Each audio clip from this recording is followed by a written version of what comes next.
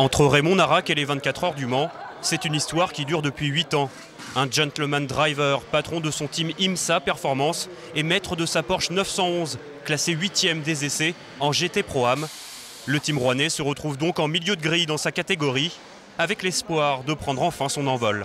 Le but primordial, c'était d'avoir une voiture confortable, rapide et sécurisante. Chose qu'on a réussi à faire puisque les 3 pilotes sont contents du réglage. C'est quoi finalement vos objectifs ici sur les 24 heures? Monter sur le podium et voir la plus haute marche. C'est vrai que la photo serait belle, tout aussi belle que la photo de famille d'avant-départ. Mais loin de la catégorie reine des prototypes et du sacre annoncé d'Audi, les grands tourismes réservent toujours des luttes acharnées.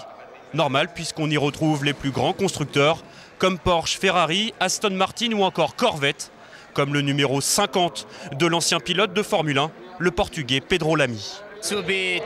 Il y aura beaucoup de voitures très performantes et je pense que ce sera disputé.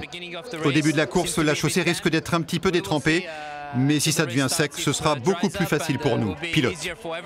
La pluie épargnera finalement les pilotes au départ. 15 heures, tout le monde entre dans la ronde. Du côté du team IMSA Performance, c'est Nicolas Armindo qui prend le premier relais.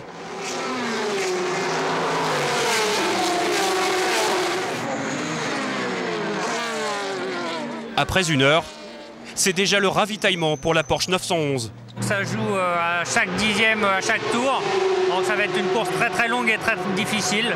Mais pour nous, on remonte, on est à la 4e place.